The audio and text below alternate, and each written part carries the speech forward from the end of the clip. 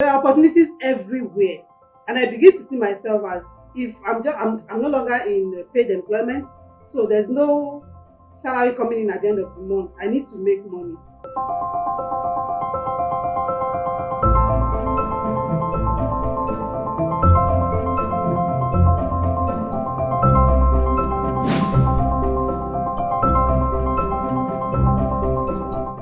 Hi, welcome to another edition of Safe Money Conversations. Sola Adesakin and friends experiences where we share life issues practically. My name is Sola Adesakin. I'm the lead coach and founder of the Smart Stewards. Today, I am particularly excited because I have this very industrious and hardworking, smart working ladies with me in the studio. To my right is Ibinike Taiwo Fajolu, and she's the creative director of MODT Interiors. By the way, she's a coordinator at Smart Stewards, and she's also an analyst at HSL. To my left is, the right is Remi Kehinde-Phillips. She's the business development director at KP International. Welcome, ladies. Thank you, Shola. Thank you for having us. Glad to have you here. So today I'm really, really excited because I know the two of you very well and I know your passion and your drive. We're talking about multiple streams of income today. And well, in one of our previous episodes, we did talk about budgeting and spending money. But at the end of the day, I realized that it's one thing to budget, it's another thing for you to have money to spend. We all know that expenses are multifaceted. You have multiple outflow, multiple outlets for expenses. But when it comes to income, a lot of people are just very comfortable with, having one. So maybe not comfortable. They do not necessarily understand how to create channels of income. Ibinike Taiwo Fajolu, I know you are a go-getter. I like you, you're a performer. What do you think about multiple sources of income and what does it mean to you as an individual? Okay, thank you, Shola. My very first experience with multiple streams of income was in, I think, 2015. Like, I heard the phrase serial entrepreneur for the first time that year. So a friend were discussing and she just said she's a serial entrepreneur. And I was like, what's that? Then she began to explain to me that every talent that she has, she makes sure she uses them to get money in. Wow. And I began to think that that's the kind of person I am. Like, I don't know how to say no. If there's something I don't know, I always believe there's Google to find out how I can do it. So I began to look at myself that, oh, I'm a serial entrepreneur. And I remember that I changed my Facebook bio that time to say serial entrepreneur. So what it means to me is that when there's an opportunity to make money, you are there. You don't say no to opportunities. Like you said, there is no way somebody will come to me and I need this if I can get it. And even if I can't get it, I know there's somebody that can get it. My friend calls me live here, Yellow Pages. Oh, you need a bricklayer, call the laptop. You need this, call her. Because there are opportunities everywhere. And I begin to see myself as if I'm no longer in paid employment. So there's no salary coming in at the end of the month. I need to make money.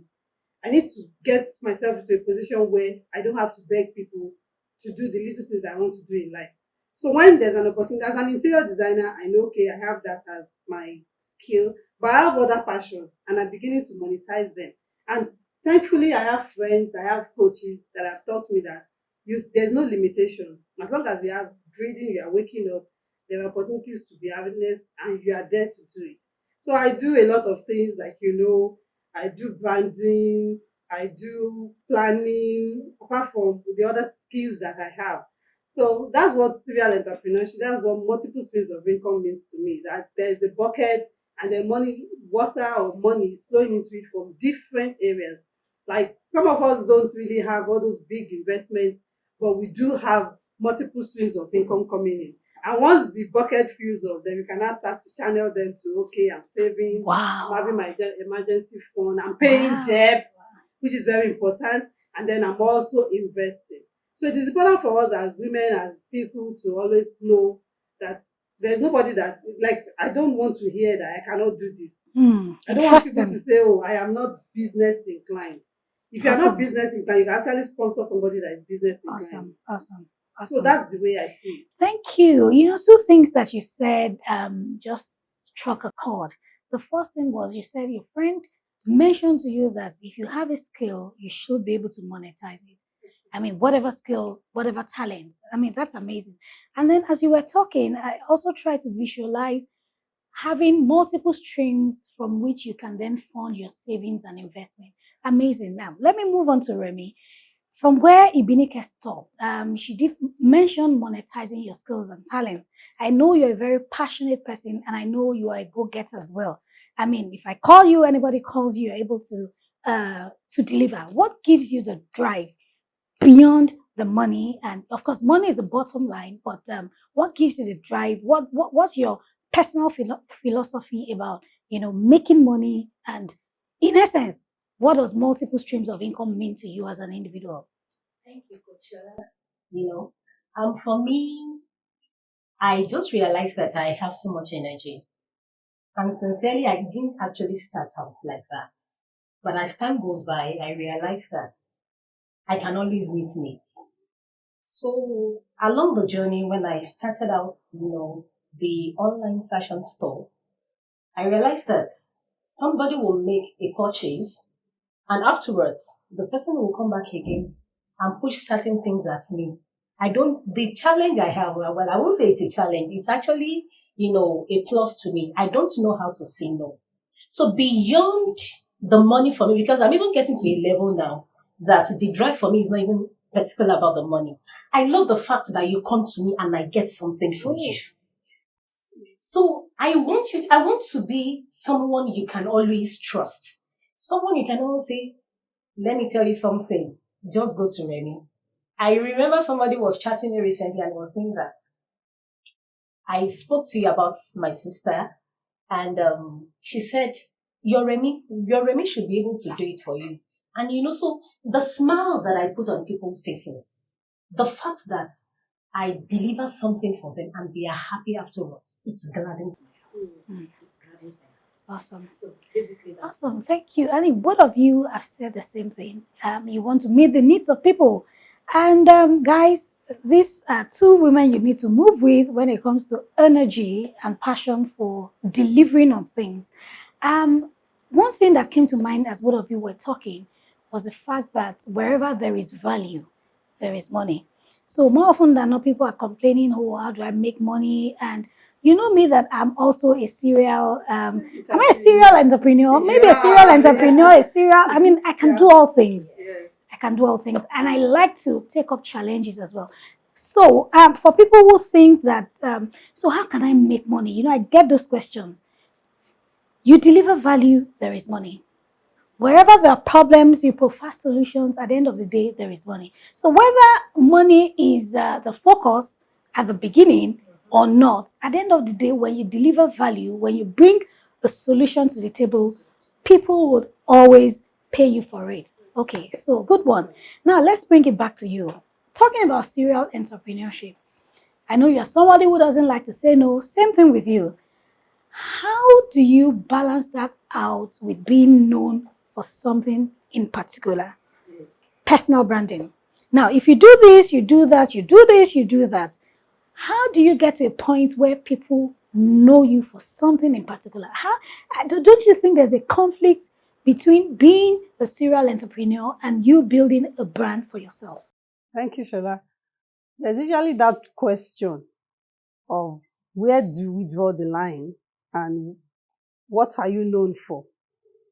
So it is actually very important. Like when I started out my business, I was using my personal Instagram page for everything I was doing. And then I was taught, you have to separate all these. Let your personal page be personal. Then let the business pages for every area of your life. So if you are multifaceted in terms of your skills and the businesses that you do, it is important for you to be able to stand for something. They say if you don't stand for something, you fall for everything. But as you are standing for something, also realize that these big people, they sell salt, sell sugar, sell water, and they are still known as this business person. So once people start to ask me, what are you known for? And then I ask them, what did you come to me for? Oh, I want to renovate my house. Then I'm known as the interior designer. Oh, I want to do this for my house. That's how you meet me. Oh, I need this help. I get it done. So it's important for us to actually be known for something, but that shouldn't stop you from using every skill you have. They said the grave is the richest place in the world, because there are a lot of talents that are buried there. There are people that are working behind the desk in offices today that could do very well in broadcasting, for instance. There are people that are in the back office that could do well as sales and marketing agents, but they are there just sitting down, not really doing what they want. I was speaking with somebody recently that she doesn't have the passion for her job, even though the job was paying. And I said, what do you want to do? She said she's a people person. She's dealing with papers day in, day out. So I'm looking at that person. They know you as this admin person, but in your heart of hearts, you want to interact with people. So in getting to be known for something, we should not restrict ourselves to being known for something we are not passionate about. So I want to say passion in itself. That's why some people even confuse motivational speakers and pastors. Everything works together. You can be known for something and you can still be able to express your skills and your abilities in whichever way you want it. Thank you. So 2 things I would like to pick up from there. And the first thing is talking about personal branding. So people know me as a finance coach, a finance expert with all of the qualifications. But I tell people I have about 15, well, safe to say about 10 sources of income. And I pride in the fact that over the last 4 years, there's hardly a day I do not get the credit alert from one of my 10 sources. But I ask people, what do you know? Who do you know me as? A personal finance coach. But the truth of the matter is, even the personal finance coaching might not bring in as much money as the other things do. So I think that, just like you said, there's a place of branding, what you like to be known for. I do confectionaries, but you won't get to my Instagram page and see me, advertising confectionaries. But those who know that I do confectionaries, my customers, my clients patronize me in that regard. So I think be known for something so that you don't look like a jack of all trades. The second thing, you mentioned something which, some people might feel a little bit uncomfortable about. And I'll just, touch on a few points about it and then I'll trade off for conversation. I know that there's usually this tussle between those who are self-employed or those who you will call entrepreneurs and those who are employed. There's that unsaid, how do you put it, competition. Right. Because I get to talk to the different categories of people. Now, those who are in employment think that those who are entrepreneurs are just people who are not serious, who are not ready to be disciplined. They're hustlers. They just like to, they're doing business. What do they have to show for it? On the other hand, those who are entrepreneurs look down on those who are employed and they think they're just slaving away their time and their energy working for others. This is what I usually say. Who has made you a judge over one another? I think that, like Robert Kiyosaki's cash flow quadrant explains, the different kinds of cash flow sources. The 4 quadrants, you have the employee, you have the self-employed, you have the business owner, and you have the investor. You can simultaneously operate from all the 4 quadrants. Some seasons in life, you might operate in 1 or 2.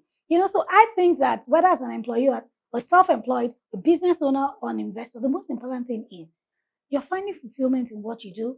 You're making money, your needs are met, and Yes, so like because I've been in paid employment, I always tell people, there was a group of people I was discussing with at the time, and I told them, don't ever rush out to leave your paid employment because of the so-called freedom of being an entrepreneur. Really, there's no freedom in the real sense of it, because you think you're not working for somebody, but you're really actually working for your clients. If they call you one time, you answer 3 times.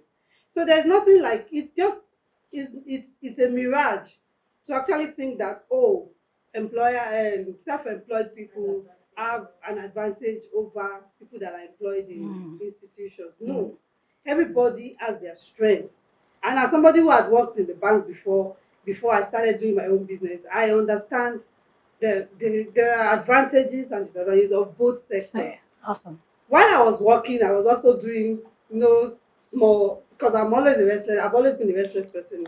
I was always doing small businesses. My office was on the island. People want to buy makeup.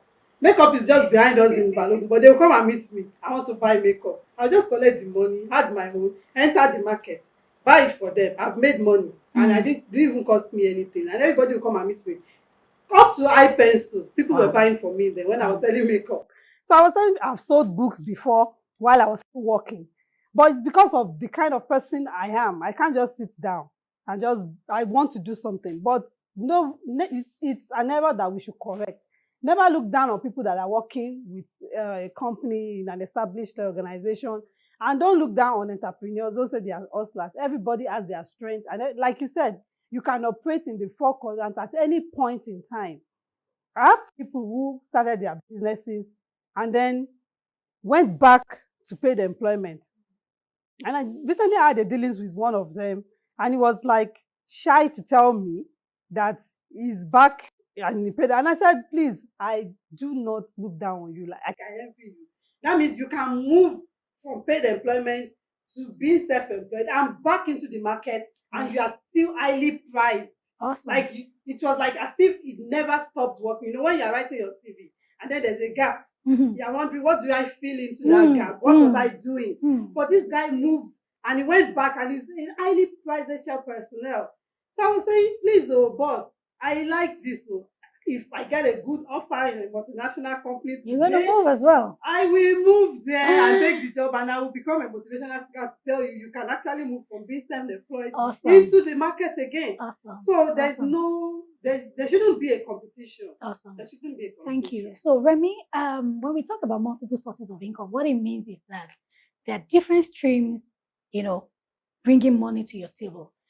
Coming to personal finance, how do you manage cash flow as a serial entrepreneur? I'll give you an example. So you get money from this, you get money from that. Yeah, there are seasons. Sometimes I know businesses may not, come as, but how do you manage, from your experience, your own peculiar cash flow, structure as a as a serial entrepreneur? Thank you, Shana. Just like Ibinike rightly said, for me, initially I wasn't so down to doing so many things. But at the point where clients start pushing things across to me, I embrace them. So how I have been able to manage them so far is because I have other sources. So it is not as if it is just one particular, income line that brings in funds for me. So because I also try to position my mind in such a way that absolutely there is nothing I cannot do. And because, expenses keep, rushing at you. So you want to try to meet up with them. So you don't say, this, I'm not game for this. So you keep doing everything until, it all makes sense at the end of the day. So one of the things that has been helping me so far is the fact that I see an opportunity and I embrace it. So I am not saying this isn't good for me at the time. And just because, there are seasons in life. When I started out this business, I started from the point that I left paid employment and I wanted to fall back on something. Initially, I started with foodstuff. And, so there was a point in time that the multi-level marketing about foodstuff came and, it actually affected me. And, because I'm also a very, I also consult God on so many things. And I felt, okay, this isn't bringing so much money. What else can I do? And I moved into the fashion line and I started doing that. So for me, what I project to people is the fashion. Even though I see myself as someone who is not so fashionable, who is not fashion inclined, but I see myself in that space. And that doesn't mean that other things are not bringing in funds for me. And for my fashion, it's not doing bad. Sincerely, it's not doing that, but because I want to meet more needs and because there are expenses that I need to meet up to. So I want to have multiple channels making up for my expenses that needs to, to be channeled out. Good one. So I think another tip for those who are serial entrepreneurs when it comes to managing cash flow is you keeping an eye on what you're doing. Because more often than not, you just think, maybe I'm the one. I can easily get something. And then when it comes, you just realize that you're not, because you have your hands in so many things, you're not able to streamline and keep an eye on your finances, on your cash flow, so that you don't lose focus. Because that's one of the many things I've realized. Because you have the money from here, from here, from here, you're just like, okay, your mind is everywhere, your finances is everywhere. So for those who have embraced multiple sources of income, one thing you can do is keep an eye on your sources of income. When they come, have a structure to record. Like we all know, expenses are sacrosanct. They will come, but income, so that at the end of the day, you don't feel exasperated because you're doing this, you're doing that. You just realize that, okay, so what have I achieved? So you must be able to have a proper tracking system to ensure that the inflow is commensurate with the efforts and everything is fine and you're not exasperated at the end of the day. Yes, Shola, that's why the lessons that we learn in Smart Stewards comes in very handy.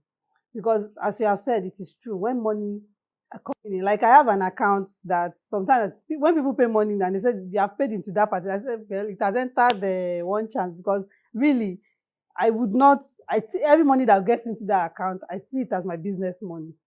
So at a point, when the lessons that we learn in Smart Steward comes in, is that it helps us to say, okay, this is what is coming in, and every day you take note. How much entered my account today? What was the money for? What is my profit? You know how much you worked on me about profiting? Because at a point, you are just doing this work, and then you cannot even say, for instance, this is what is my money. This is what has come into me. You don't pay yourself. You don't save from it. And then you were really hard on us. You were saying, no, you have to be able to pay yourself from every deal that comes in.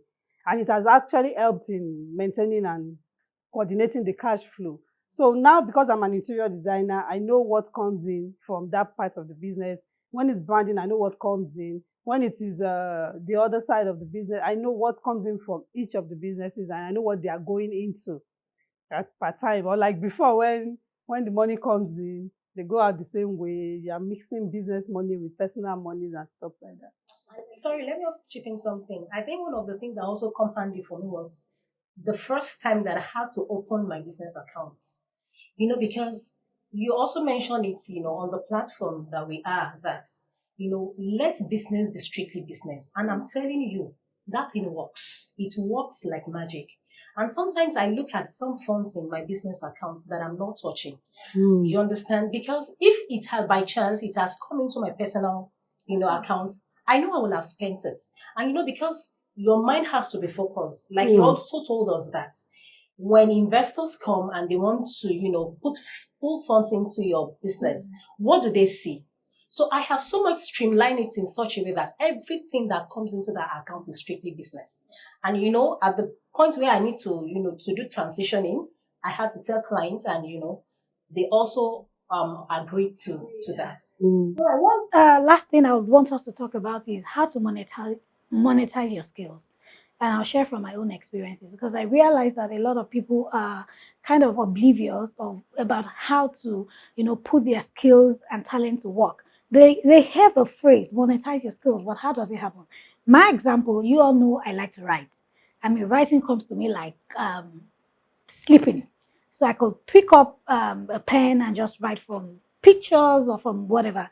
And in less than 4 years, I've written over 7 books. And I've said, I am going to be writing every year, monetizing your skills. From your experience, how do you think people can easily monetize their skills and talents? Thank you, Shola. In monetizing your skills, sometimes it may not be as easy as we think, because in my own experience, for instance, when people, even online, in social media, when people need a service, people will tell them, ask Ibinike, ask.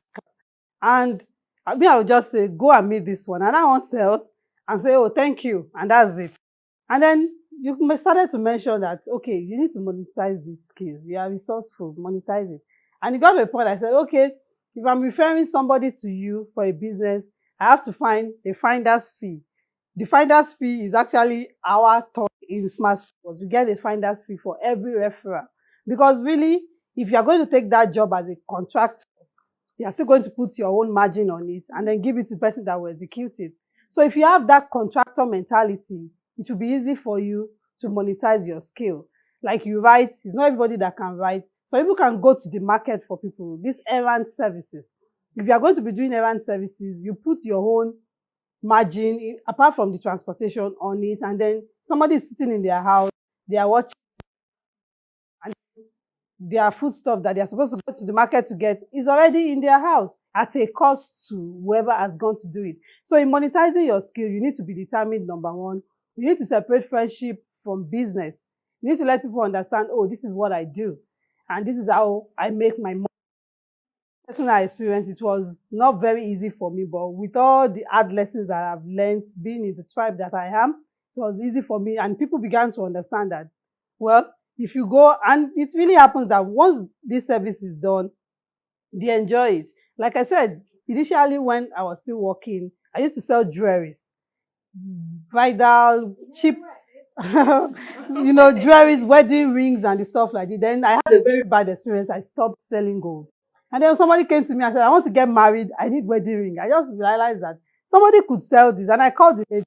I'm referring my client, you, to buy rings for you. I have 15%. Oh, she said, oh, 15 is too high, this and that and that and that. And then we negotiated. I got 9%. It was okay. So that is the way we do it. I do it now. So anybody can monetize their skills as long as they are determined to make money from it.